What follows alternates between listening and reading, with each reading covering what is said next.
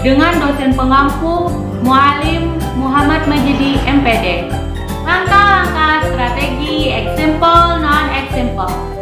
Nah, kita sebagai seorang pendidik harus menyiapkan beberapa gambar, yang mana gambar tersebut harus sesuai dengan tujuan pembelajaran dan materinya pun harus sesuai dengan kompetensi dasar. Baru setelah itu kita menempelkan gambar tersebut pada papan tulis. Nah, bisa juga di layar LCD. Nah, sementara itu peserta didik yang lain membuat kelompoknya. Baru setelah itu kita memberikan petunjuk dan penjelasan kepada peserta didik tentang gambar yang ditempelkan pada papan tulis. Diharapkan peserta didik dapat memperhatikan apa yang kita jelaskan. Melalui diskusi kelompok yang berjumlahkan 2-3 orang, peserta didik diberi kesempatan untuk mencatat hasil analisis gambar tersebut di kertas. Nah, baru setelah itu masing-masing perwakilan dari kelompok diberi kesempatan untuk membacakan hasil diskusinya.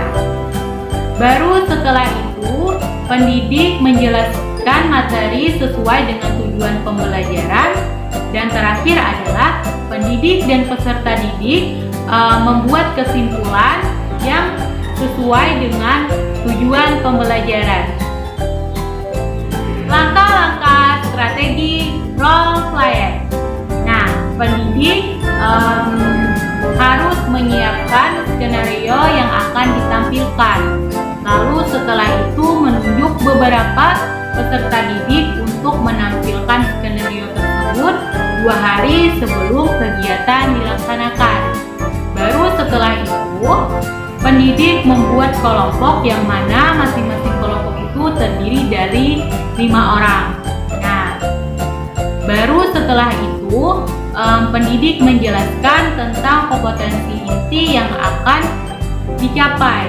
Baru setelahnya itu pendidik memanggil peserta didik untuk menampilkan skenario yang akan dipentaskan. Nah, sementara peserta didik lain diharapkan memperhatikan dan mengamati skenario yang akan dipentaskan. Setelah selesai dipentaskan, guru memberi selembar kertas sebagai lembar kerja untuk peserta didik. Baru setelah itu peserta didik diberi kesempatan untuk menyampaikan hasil kesimpulan yang mereka simpulkan bersama kelompoknya. Baru setelah itu guru mengevaluasi dan menutup pembelajaran.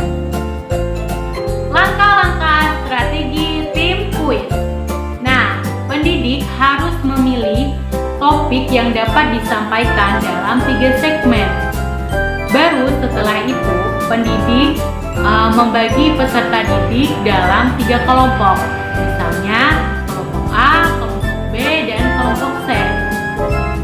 Baru setelah itu pendidik menyampaikan format pembelajaran yang akan dilaksanakan dan memulai presentasi yang waktu presentasi itu dibatasi minimal 10 menit.